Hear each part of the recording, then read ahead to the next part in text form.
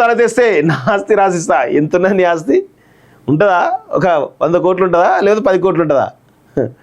So Khanapur MLA Bojju Patel Rahul ఉగ్రవాది అంటూ కేంద్ర మంత్రి రవనీత్ బిట్టు వ్యాఖ్యల నేపథ్యంలో ఫైర్. బీజేపీ నేతలు ఇష్టారీతిగా మాట్లాడుతుంటే కేంద్ర హోంశాఖ ఏం చేస్తుందని ప్రశ్న. సో వాళ్ళేమో రాహుల్ గాంధీ చంపుతామని బీజేపీ వాళ్ళు అంటారు.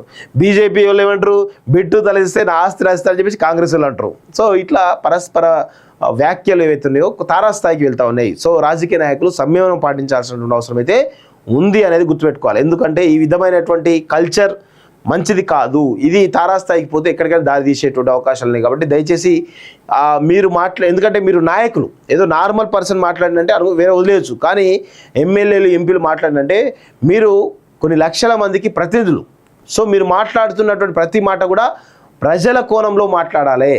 కానీ ఈరోజు మీ యొక్క రాజకీయ ఆధిపత్యం కోసం ఇష్టారీతిన మాట్లాడుతూ ఉందంటే ప్రజలు చీత్కరిస్తారు, చీదరించుకుంటారు అనేటువంటి విషయాన్ని గుర్తుపెట్టుకోవాల్సినటువంటి అవసరం అయితే ఉంది. జమిలీపై త్వరలో కమిటీ 47కు 32 పార్టీలు మద్దతు పలికాయి.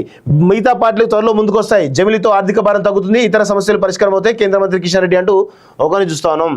ఎంపీ రఘునందన్ రావుకు కోర్టు ధిక్కరణ నోటీసులు.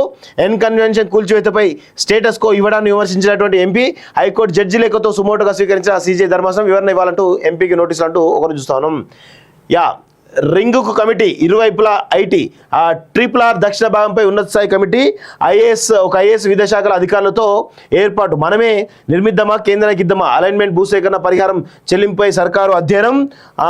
రోడ్డుకి ఇరువైపులా ఐటీ పారిశ్రామిక హబ్లు, సేకరించిన భూముల్లో రైతులకు వాటా అంటూ ఒకరిని చూస్తా ఉన్నాం. సో మొత్తానికైతే RRR మీద చాలా పెద్ద ఎత్తున దృష్టి పెట్టినట్టు మనకైతే చాలా క్లియర్గా తెలుస్తోంది. ఎందుకంటే RRR అనేది రేపు జరగబోయేటువంటి 4th సిటీ నిర్మాణానికి ఈ యొక్క రహదారి చాలా కీలకం కాబోతుంది. కాబట్టి దానిపైన చాలా పెద్ద ఎత్తున దృష్టి కేంద్రీకరించినట్టు చాలా స్పష్టంగా తెలుస్తూ ఉంది.